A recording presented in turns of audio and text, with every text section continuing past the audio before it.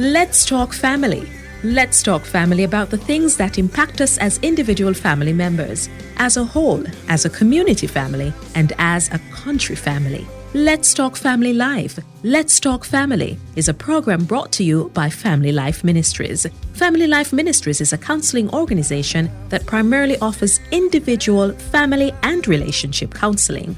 We have counselors who are available to speak on a number of subjects for your conferences for church, school, or work. Family Life Ministries is also known for its media programs, the divorce recovery program Fresh Start, and its company counseling package, the Employee Assistance Program. Visit our website at www.familylifeministriesjamaica.com. Find us on Facebook at FLM Family Life Ministries or on Instagram at FLMJA, and subscribe to our YouTube channel, Family Life Ministries FLMJA. We'll give our numbers at the end of this program. Now here's today's episode of Let's Talk Family. Welcome to Let's Talk Family. I'm your host, Audra Williams. Our verse today is from Ephesians 6, verse 10. It says, "Finally, my brothers, be strong in the Lord and in the power of his might." Good evening, everyone.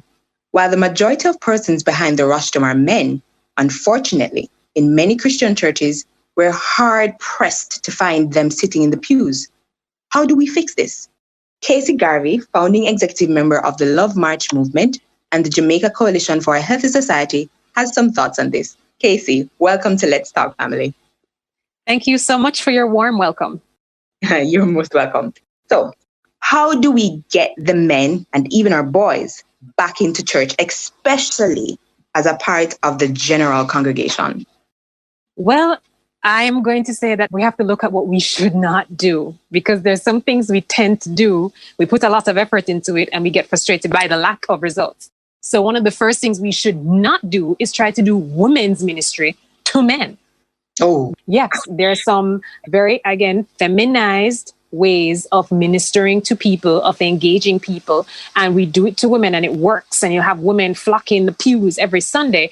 And then we assume that we can just do it to men. And it's supposed to have the same result. Men and women respond to things differently. Men and women see things differently. So the first thing we have to do is understand how men view things and then engage them from that basis. So if you look at, for instance, how a woman might see Christ, right? A woman will see Christ as a lovely man she has a relationship with. Mm-hmm. Men will see Christ as a brave warrior who died, faced death, unafraid to save the world. Same person, but look at the difference in how they approach that same person. So we have to bear that in mind. We also have to understand that women will bond face to face. Men tend to bond side by side. So women will bond through the things that we do in church today. You have Bible studies. What do people do in Bible studies? You read and you talk to each other. You know, when you have prayer groups, you're talking with each other, you're praying over each other, it's face to face. Look at how men tend to bond. When do you see men at their closest? You see when they're on a sports team. So if you look at World Cup and those men are, training side by side every day. Or if you look at a platoon or a squadron in the army, they are doing physical things with each other. And over time, after they have built up that kind of camaraderie and trust with each other, then you'll see the talking happen more and more. When people think about, those acts of genuine, almost tender intimacy that you see with his disciples, look at the timing of it. Jesus waited until the night before he died, before he bent down in front of his disciples and washed their feet. That was 3 years. That was 3 years of walking up and down, 3 years of fishing and casting the net out into the deep. That was 3 years. He did things with them. He incorporated practical things. He let them watch him interact and engage with the world. It was practical. It wasn't talking and theoretical. It was practical. That's how we have to start thinking about men's ministry. Get them to do things, right? So basically, men's ministry needs to be revolutionized. Absolutely. It just needs to stop being women's ministry. Just stop being women's ministry and it might actually work. Right? So another thing we should do if we really want to bring men back in is to give them room to participate. So think about this.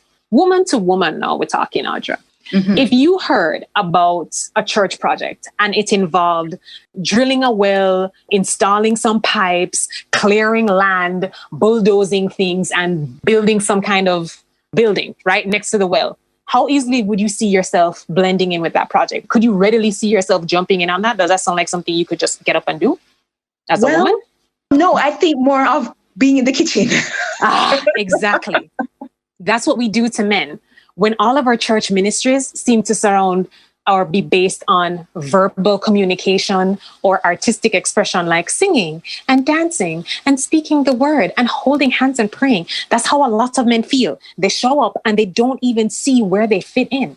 They want to help. They have gifts. They have gifts that we as a church really need, but we don't give them room to actually use them. And there's so many other ways, practical ways in which men can be a part of the church and contribute to the life force of the church. Why don't we do something where we assess the giftings that the men in church already have? Now, again, I need to clarify. Men who sing, men who dance, men who speak the word of God, y'all are men. God bless you. We love you and we appreciate you. But I'm talking about increasing the diversity of men in terms of personality and giftings. Why don't we start a car fixing ministry? Or why don't we start I don't know, if you have single women or widows in the church and, light bursts or them fans stop working at them house and you have a bag of man who just naturally good at those things, why they don't just assign these single women to some brothers to help them do those manly things around the house? That's Christ's love. That's ministry. That's tapping into things that men know how to do well. I actually think that because the church tends to see just certain things as ministry. When you're saying, okay, we can go into the houses of our congregants and we can fix these little things, we don't put that in the box for ministry. And I think that is probably why sometimes we believe that ministry is limited and that men can't participate or they refuse to participate because these specific things are what is ministry. Anything outside of that is not. Exactly. And it's unfair to them, because they're sitting on a lot of giftings that are not being deployed, that people inside and outside the church need. But because we don't categorize it as ministry, we don't take it serious. You don't need to sit around in a room. Don't get out of the room. Go outside somewhere. One day, I think if we just said, okay, the women, if you want to show up at church and sing and cry and hold hands, fine. All the men will hike up Blue Mountain. We're going to start our own fire on the side. They love that. And then as you're walking, you incorporate things. When you reach the top, you start talking about, okay, what was that like for you? It was uphill. It got hard as it went along. That's what the Christian life is like. Christ used to do that all the time. There's a reason a lot of his parables would surround physical activities that people would do day to day. He talked about being fishers of men because those disciples knew what being a fisherman was like. They knew that it took a lot of patience. They knew that you can't catch fish without bait. So no matter waste your time and go out with an empty hook. They knew that there's a timing and there's seasons to things. So they could incorporate what they did physically into what Christ was trying to teach them spiritually. We need to start reformatting not just what we think of as ministry, but what we think of as teaching. Indeed. Kacy, quick question.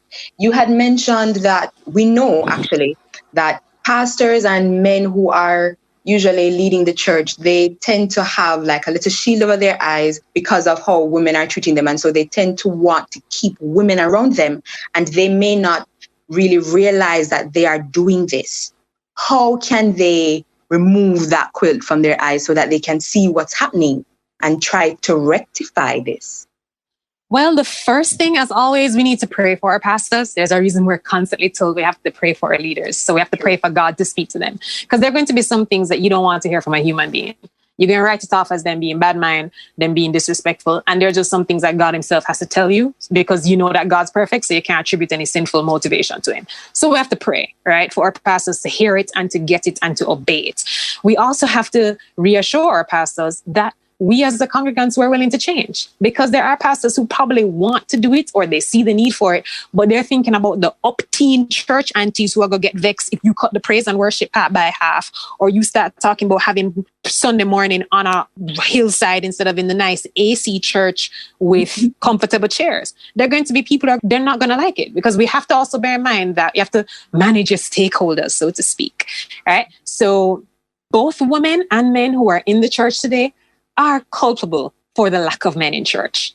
Both genders are, right? The men who are in church, they don't want the extra competition. They don't want other men who look better, play football better, make more money, come in and sweep up the girls with them and check in the Bible study. They don't want that. The women in church, we want things to be soft and nurturing. We don't want anybody telling us to step out and do something that's dangerous or unprecedented. Or we want things the way they are. We want things mushy and soft and emotional because that's what we like more as women, and we don't want nobody telling us what to do. And if they tell us to change anything, we're going to say that they're not as spiritual as we are, and we cut two tongues and gone, right? So both sides are guilty. What we need to do is admit that, confess it as selfishness and as narrow-mindedness together as all members of both genders in the church, and then allow God to show us what to do. Different churches will have different ways of drawing men to them. Maybe your church is about being more outdoors, or maybe another church is about being risky and adventure and missions. Maybe another church is about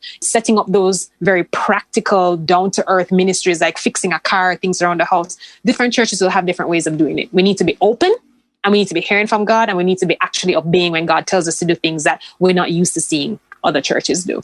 So I'm hearing you say that we need to be uncomfortable. We need to put ourselves in a position where we might have to make some changes that we're not comfortable with in order to make this significant change. But though it's significant, it's quite necessary. Mm-hmm. All right. So is there anything that we can do with the physical spaces of our church, or that's just fine? I would say there's some physical things you can do. Take out the flowers. Think about where men tend to like to be, right? If you're in Halfway Tree, they are flocking them little horse racing betting places, right? They love these little mechanics. Like, I mean, if you're trying to service your car, you see a bag of man down there, right? There are certain scenes that them just like, right? Make the church look more like that. Repaint it. Take out anything that looks soft and girly. You don't need no flowers. You don't need a bag of lace on the table. You don't need, they're having heart attacks. What are you talking about? You don't need none of that. You don't need no soft music playing. Take that out. Dress down. Most men tend to like to dress down. You don't need no Sunday best, right? There is absolutely no dress code for church in the Bible. You notice that in the book of Acts, it never talk about how on a certain day of the week them dress up nice. No, they wear what them have on that day there, and they show up at somebody's house and they meet together. They performing miracles. They're praying over each other. 3,000 people getting saved in a day. So jeans and a t-shirt, whatever men feel comfortable in. And again, you just have to put that aside, and you're going to get people vexed, and there are people who will push back, and there's some people who will even leave. But you know what? Just like with anything, sometimes you have to purge yourself of what's holding you back to go forward and where you need to go. So if people leave, let them go, leave them to the Lord. Chances are they'll come back. There are stories of pastors who have gone on a rampage. I read a book called Why Men Hate Going to Church. It is absolutely brilliant, and I recommend that every pastor in this country pick that book up and read it. And in it, it's loaded with tips on how to draw men to your church. And I'm saying I wholeheartedly recommend that church leaders go get it's on Amazon and Kindle, download it, buy it, and try to incorporate it in your next elders meeting at your church. Well, thank you very much, Kacy. That's about all the time we have today. And guys, please, we're looking forward to seeing you attending services and participating more. You're all very, very welcome. Everyone, remember to care for your loved ones and yourself. Be blessed. And you feel my life, you're everything to me,